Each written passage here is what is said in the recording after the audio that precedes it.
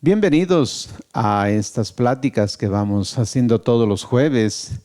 Ustedes están en casa y desde ahí pues van encontrando ya con la familia pues un lugar apropiado para ir reflexionando sobre estos temas comunes, pues porque pues está la familia, están los papás, los hijos y además amigos, compañeros, que a veces también necesitamos saber un poco sobre estas cuestiones de cuando alguien pues quiere contraer matrimonio o está en dificultades en su matrimonio.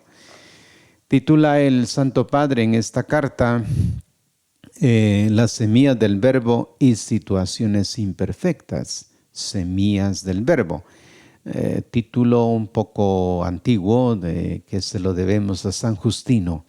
San Justino decía que habían cosas buenas en las culturas que aunque no fueran cristianas, Dios había derramado la semilla de la sabiduría, la semilla del bien en las diferentes culturas. Pues bien, vamos a eso, la semilla del verbo. Hacerse cargo de las semillas y no descuidar los árboles que se secaron. El Evangelio de la familia alimenta también las semillas que todavía esperan madurar y tiene que hacerse cargo de los árboles que han perdido vitalidad y necesitan que no se les descuide, de manera que partiendo del don de Cristo en el sacramento, sean conducidos pacientemente más allá hasta llegar a un conocimiento más rico y una integración más plena en este misterio en su vida. Por lo tanto, se habla de las semillas que esperan todavía madurar. Hablamos que para el matrimonio se requiere la madurez humana y que no siempre pues está uno al tanto.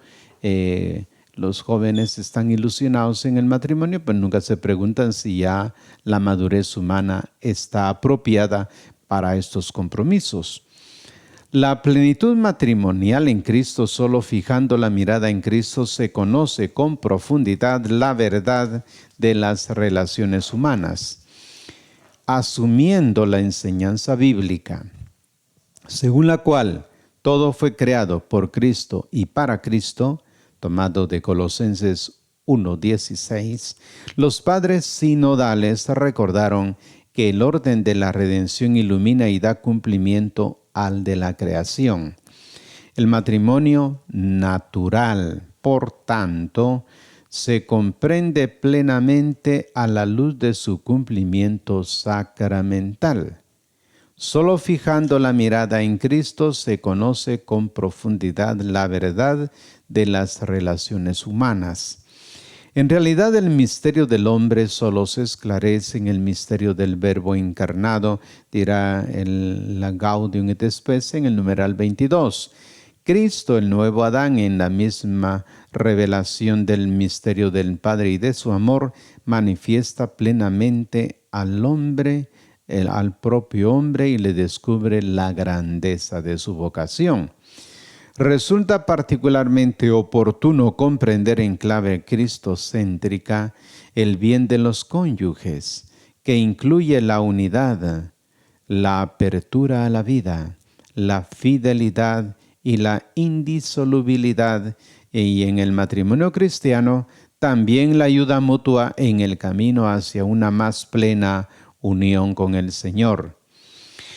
Pero reconociendo los valores de las formas matrimoniales de otras tradiciones religiosas y de la vivencia de valores matrimoniales fuera de la Iglesia, dice el Papa, el discernimiento de la presencia de la semina verbi en las otras culturas también se puede aplicar a la realidad matrimonial y familiar. Además del verdadero matrimonio natural, también hay elementos positivos en las formas matrimoniales de otras tradiciones religiosas, aunque tampoco falten pues las sombras. Podemos decir que toda persona que quiera formar en este mundo una familia que enseña a los niños a alegrarse por cada acción que tenga como propósito vencer el mal, Una familia que muestra que el Espíritu está vivo y actuante encontrará gratitud y estima, no importando el pueblo, la religión o la región a la que pertenezca. Por eso ahora nos vamos a ocupar de un dato interesantísimo que son las situaciones imperfectas. La iglesia mira con amor a quienes participan en su vida de modo imperfecto. Vamos a ver en qué consiste esto. La mirada de Cristo, cuya luz alumbra a todo hombre, inspira el cuidado pastoral de la iglesia respecto a los fieles que simplemente conviven, a quienes han contraído matrimonio solo civil o a los divorciados vueltos a casar. Desde la pedagogía divina, la iglesia mira con amor a quienes participan en su vida de modo imperfecto. Pide para ellos la gracia de la conversión. Les infunde valor para hacer el bien, para hacerse cargo con amor el uno del otro y para estar al servicio de la comunidad en la que viven y trabajan. Notamos aquí en este punto que es delicado, se trata de una pastoral abierta, en la que en las comunidades entrarán en una pastoral de personas que solo viven civilmente casados o bien que se han divorciado y que se han vuelto a casar, no participando del sacramento de la Eucaristía, sino pastoralmente activos. Es una cuestión distinta. Cuando la unión alcanza una estabilidad notable mediante un vínculo público y está marcada por un afecto profundo, responsabilidad por la prole, capacidad de superar las pruebas, puede considerarse como una oportunidad para acompañar hacia el sacramento del matrimonio ahí donde sea posible. Está planteando el Papa de los que civilmente están casados, que llevan una vida digna y que, dice él, están en camino a la búsqueda de la plenitud, que es cuando alcancen el sacramento del matrimonio. Por amor a la verdad, el discernimiento es una obligación de los pastores. Descansa sobre los pastores de la iglesia, los obispos, los presbíteros, diáconos. Descansa ahora hacer el discernimiento en el caso de que uno se encuentre con personas que viven estas situaciones irregulares y saberlos conducirlos pastoralmente. Frente a situaciones difíciles, dice el Papa, y a familias heridas, es necesario recordar siempre un principio general.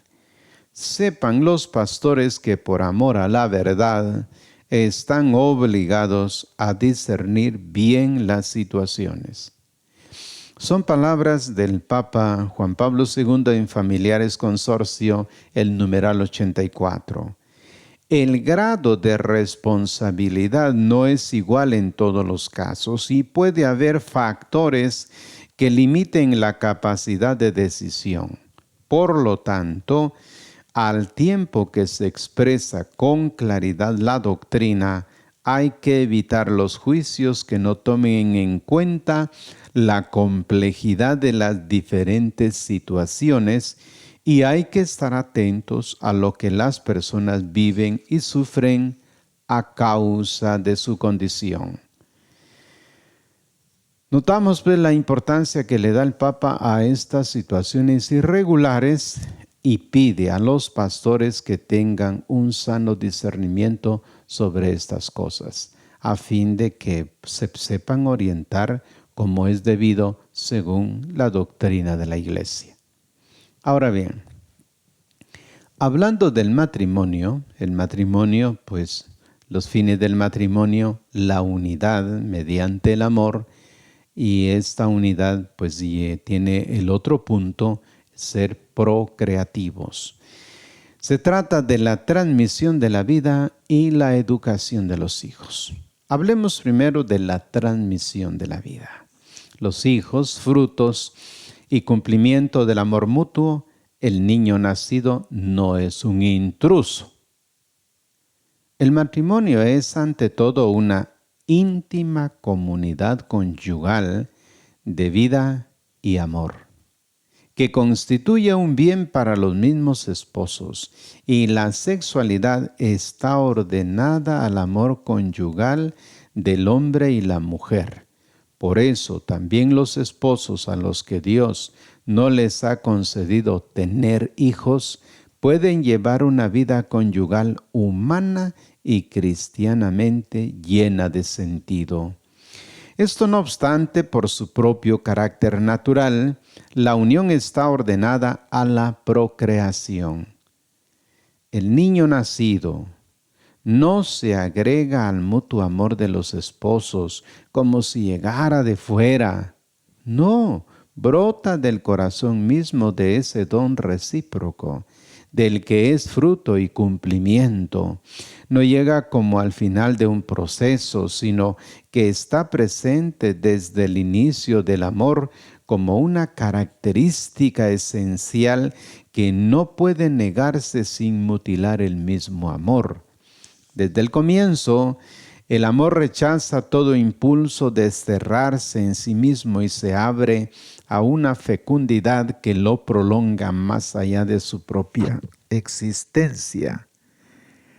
Por lo que ningún acto genital de los esposos puede negar este significado, aunque por diversas razones no siempre pueda engendrar de hecho una vida nueva.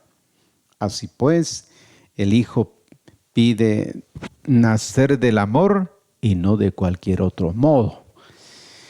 El Hijo pide nacer de ese amor y no hacerlo de cualquier otro modo, puesto que Él no es algo debido, sino un don, fruto del acto específico del amor conyugal de sus padres, porque según el orden de la creación, el amor conyugal entre un hombre y una mujer y la transmisión de la vida se ordenan el uno al otro. De esta manera, el Creador hizo al hombre y a la mujer partícipes de la obra de su creación y al mismo tiempo, pues los hizo instrumentos de su amor, confiando a su responsabilidad el fruto de la humanidad a través, pues, de la transmisión de la vida humana. Así pues, entonces la procreación no es una simple variable del proyecto individual o de pareja.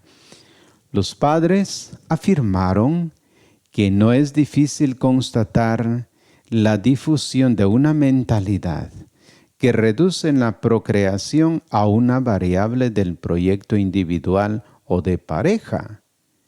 La enseñanza de la Iglesia ayuda a vivir de manera armoniosa y consciente la comunión entre los cónyuges y en todas sus dimensiones, incluyendo la responsabilidad procreadora. Es preciso redescubrir el mensaje de la encíclica Humanae Vitae de Pablo VI, que hace hincapié en la necesidad de respetar la dignidad de la persona en la valoración moral de los métodos de regulación de la natalidad.